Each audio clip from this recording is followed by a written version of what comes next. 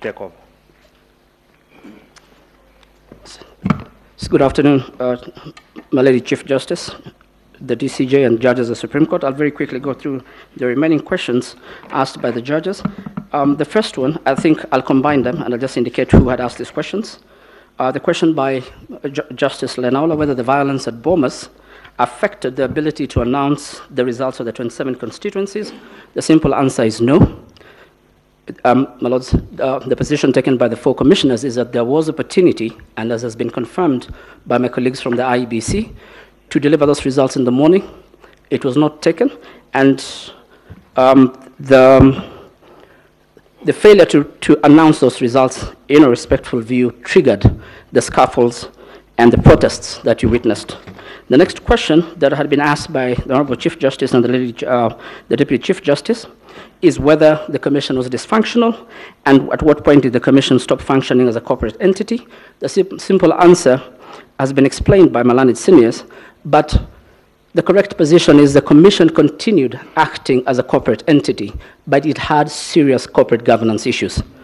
And this is confirmed by the fact that they were able to deliver a general election, they were able to train presiding officers, so the Commission continued working as a corporate entity with the Secretariat and the team behind it, but they had serious corporate governance issues that have played out in the proceedings before this court.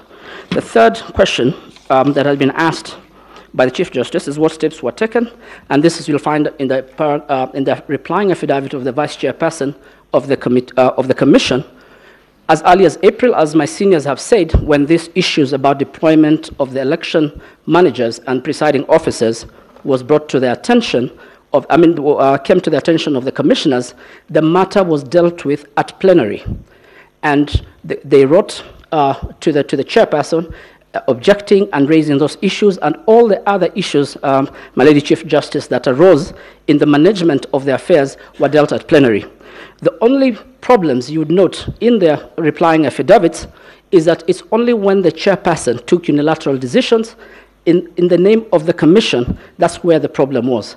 And this is set out in paragraph 8 of the Deputy Vice Chairperson's replying affidavit. You'll have time to look at it.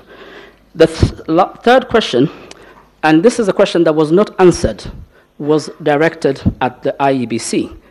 I waited for that answer, it didn't come. I had posed it the other day. Why was the public display of results stopped? When you look at the replying affidavits of these 4 commissioners, all say the same thing. That public display was stopped by the chairperson, and they requested him to resume the display of the results, and he declined. What I was waiting for today was an answer from the chairperson as to why. That silence speaks volumes. The last question was the question that was asked by Justice, so that I can finish and give it to, by Justice Smokin Wanjala, Supreme Court Judge. Why were the numbers important, the turnout? There's a simple answer to this. The voter identification is biometric, and where that fails, it's by the kit. So, my Lord, the IEBC has a constitutional duty to put in mechanisms to ensure there's no electoral malpractice.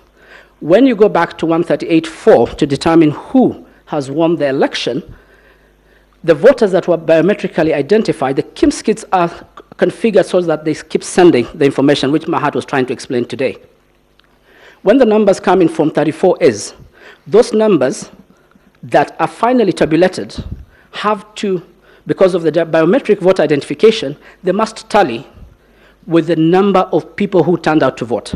So when you're looking at those, so when they give a percentage of the number of voters who voted, and you look at the tabulation in the final from 34C, those numbers have to merge, and they have to make sense, including the from 32As. That is why the turnout is critical. It gives transparency, and it helps to give credibility to the process. And that's why they have to tell the public, you have to know how many people are registered as voters, then you know the percentage of voter turnout, you calculate that, and then you can determine how many votes were cast, how many were rejected. All those numbers, when you compute them, they have to add up. When they don't, my lords,